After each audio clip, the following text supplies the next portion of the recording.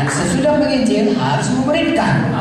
Kenapa memuridkan? Seperti saya katakan tadi, kalau saya pun saudaraku orang ya dokter anak, tidak usah dokter anak lah, kita saja pun tidak mau anak-anak kita tetap bayi. Bisa bayangkan anak saudara 10 semua bayi.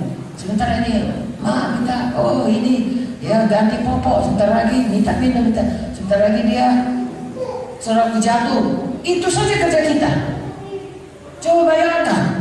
Tetapi kalau kita muridkan dia, kita ajari dia bertumbuh dewasa, 10 pun anak kita.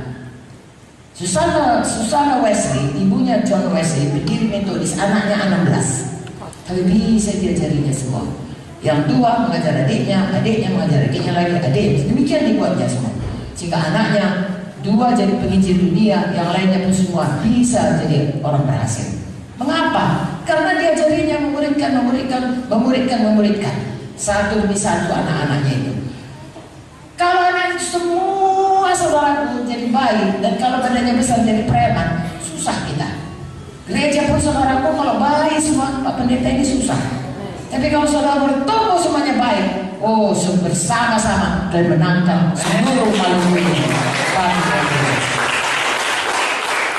Kalau nggak kita rajin, kalau ada toko kita dia bantu kita di toko, dibantunya mamanya di dapur atau di mana saja.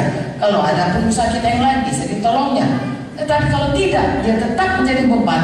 Bukan saja menjadi beban, lama-lama jadi preman, bahkan mengganggu, bahkan tidak memberi kemuliaan. Hari ini mari kita semua sungguh-sungguh bertumbuh dan sungguh-sungguh menjadi orang-orang dewasa kami dan bisa bertumbuh. Karena semua kita ini sebenarnya ada panggilan Tuhan. Ya, ada rencana Tuhan dalam hidup kita. Tadi saya katakan bahwasanya gereja itu iglesia dipisahkan. Tetapi banyak perumpamaan mengenai gereja. Ada rumah Tuhan, ada namanya tubuh Kristus. Ya, kalau tubuh Kristus ini semua ada fungsinya. Jadi saudara ini semua yang ada di sini sebenarnya ada panggilan Tuhan kepada saudara. Amin. Kalau saudara belajar ilmu kesehatan, saudara akan tahu ya. Misalnya otot muka beda dengan otot tangan. Sama-sama otot tapi beda. Ya, kaki beda dengan perut dan lain, semua beda. Tapi semua perlu. Tidak ada yang tidak perlu. Nanti saudara berkata, apalah perlunya? Katakan saya teh kuping, ada perlunya saudaraku. Ya, teh kuping itu pahit sekali. Kalau masuk ke otak kecil dia pahit, dia keluar. Tidak jadi kuping kita dikoreknya. Kalau nggak percaya besok korek cuma. Maksud saya, begitulah pentingnya semua kita kepada Tuhan. Jadi jangan katakan saya nggak ada pendidikan, saya nggak sekolah teologi, oh saya ini bukan orang yang pintar. Tidak ada. Semua Tuhan perlu kita. Saudara kerjakan apa yang ini. Semua punya talenta. Haleluya. Talenta yang paling mudah senyum manis. Saudara kalau punya senyum manis, saudara senyum, separuh persoalan orang sudah hilang. Pada hari Minggu, saudara kata haleluya saudaraku, apa kabar, Tuhan memberkatimu. Hilang separuh, aku Minggu gak datang lagi. Asal kedatang ke gereja disambut oleh anak-anak Tuhan, apapun persoalanku, sudah merasa seperti sudah hilang semuanya. Nah itulah talenta saudara. Ya, buka mulut kita untuk memberkati. Selain itu Tuhan memberikan karunia-karunia kepada kita. Ada yang suaranya baik, ya jangan pakai karaoke saja saudaraku. Pakailah puji Tuhan, pakailah untuk melayani Tuhan. Ya, kalau di dalam buku Efesus mengenai tubuh Kristus, sebenarnya pelayanan itu di gereja bukan pekerjaan mocok-mocok. Jadi misalnya kalau saya dokter, saya mocok-mocok kerja di gereja, no. Kalau saya dokter dan kerjanya keras, paling kerja keras di dunia ini saya rasa satu dokter, satu pendeta. Kenapa? Kalau dokter saya rasakan kita mau libur, tapi kalau orang yang mau mati nggak bisa, jangan mati dulu ya. Aku mau libur nggak bisa saudara. So harus jaga dia sampai dia jangan mati kalau bisa. Ya. So bilang Pak maaf ya saya mau libur ya, mau mati ada apa-apa, tolong jaga ya. Tunggulah saya nggak ada itu saudaraku. Pendeta pun begitu. Ya, nggak bisa libur kalau misalnya ada orang menikah saudaraku jangan nggak bisa saudara. Kalau dia mau menikah atau kami anak mau lahir, jangan lahir dulu ya. Kami ada acara ulang tahun di rumah, nggak bisa, saudaraku. Batal semuanya. Apa yang harus dikerjakan untuk menolong orang, begitulah saudaraku. Ya. Tetapi walaupun begitu, kita punya panggilan, punya karunia, punya talenta, punya tempat dalam tubuh Kristus yang harus kita kerjakan dengan sungguh-sungguh. Sebenarnya saudaraku, saya suka jadi dokter anak.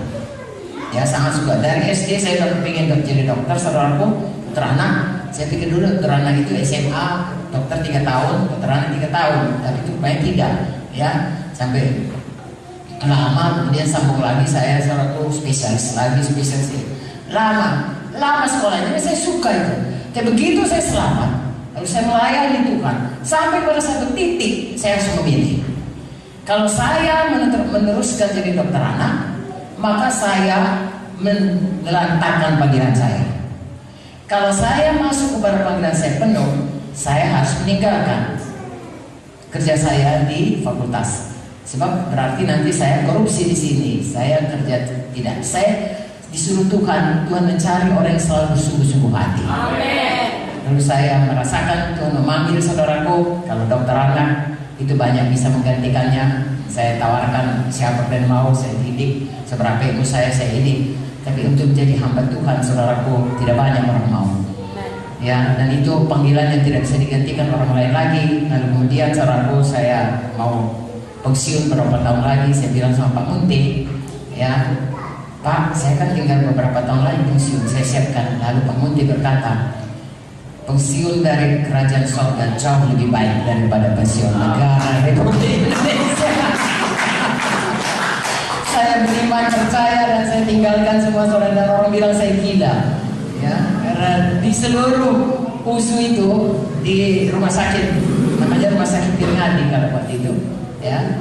Saudaraku, tidak ada dokter Kristen, kami hanya 2, saya dan adik ipar saya, adik Pak Munti. Ya, jadi waktu saya minta berhenti, orang Kristen yang marah. Saudaraku, dia bilang, kalau tidak banyak orang Kristen yang keluar. Saya bilang, kalian bisa gantikan aku, tapi aku harus jadi hamba Tuhan. Lalu orang yang Muslimnya berkata, sok kali, macam hebat kali lah jadi pendeta itu. Saya memang hebat, cuma gila Yesus. Dan saya tidak pernah menyesal karena itu panggilan Tuhan.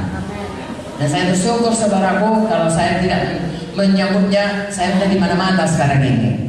Ya, karena ya kawan-kawan saya hampir semuanya sudah meninggal. Saya satu tinggal saudaraku dengan segala macam keluhan. Ada yang sudah tidak jalan, tidak bisa jalan, ada yang operasi dan sebagainya. Dan saya masih sampai di Ambon pada hari ini. Begitulah teman-teman. Jadi saya rasa, saudara, marilah ikuti apa panggilan Tuhan. Kalau Tuhan sudah bicara kepada saudara, sambutlah itu sungguh-sungguh. Ada rencana Tuhan dalam, kalau misalnya saudara tangan, lalu saudara tidak mau jadi tangan, lalu tubuh Kristus itu puntung tangannya. Atau saudara sudah jadi pelayanan, lalu saudara tinggalkan itu, maka saudara buntungilah itu tubuh Kristus. Jangan saudara. Tempat yang sudah Tuhan taruh, karunia yang sudah Tuhan taruh, kelengkapan ya yang sudah Tuhan taruh, itu semuanya saudara harus jalankanlah dengan segenap hati saudara. Itu kehormatan sungguh-sungguh untuk bisa melayani itu. Haleluya.